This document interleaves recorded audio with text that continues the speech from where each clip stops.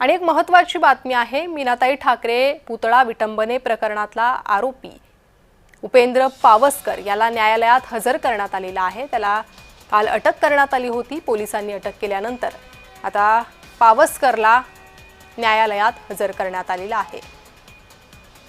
अधिक माहिती या संदर्भात घेणार आहोत आमच्या प्रतिनिधी ज्योत्स्ना गंगणे यांच्याकडून। ज्योत्स्ना, काय अधिक माहिती?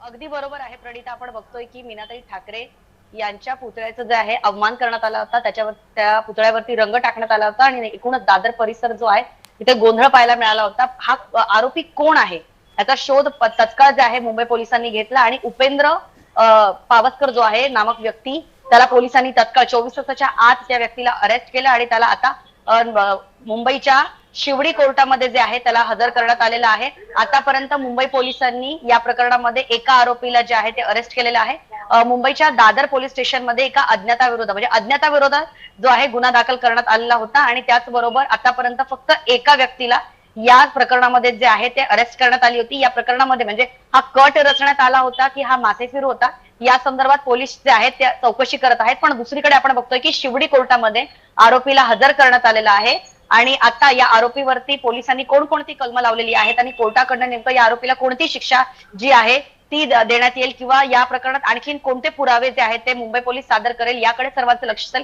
खास करून मीनाताई ठाकरे यांच्या पुतळ्यावरती जो काही रंग टाकण्यात आला त्याच्यानंतर या परिसरातले सीसीटीव्ही जे आहेत ते सुद्धा तपासण्यात आले आणि काही सीसीटीव्ही बंद असल्याचं सुद्धा आढळून आलं।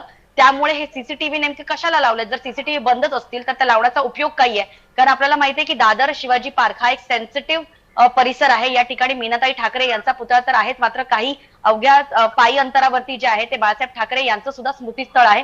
त्यामुळे या दादर शिवाजी पार्क परिसराची आता जी आहे संपूर्ण सुरक्षा जी आहे ती वाढवण्यात आलेली आहे आणि माझ्या मागे आपण बघू शकतो की मीनाताई ठाकरे यांच्या पुतळ्याचं सुद्धा जे आहे ते आता सुशोभीकरण जे आहे ते ठाकरे यांच्या पक्षाकडनं केलं जात आहे। मात्र या ठिकाणचे सीसीटीव्ही जे आहेत ते सुद्धा आता परत एकदा अपग्रेड केले जाणार आहेत आणि त्याचबरोबर आता या ठिकाणी जिथे पुतळा आहे मीनाताई ठाकरेंचा या ठिकाणी सुद्धा स्पष्ट पुतळा दिसेल अशा प्रकारचे सीसीटीव्ही अधिकचे लावण्यात येणार आहे आणि या ठिकाणावरून काहीशा अंतरावरती असलेल्या बाळासाहेब ठाकरे यांच्या स्मृतीस्थळावरचे सुद्धा सीसीटीव्ही जे आहेत ते तपासण्यात येतील आणि त्या ठिकाणी सुद्धा सीसीटीव्ही सुरक्षा व्यवस्था वाढवण्यात येणार आहे।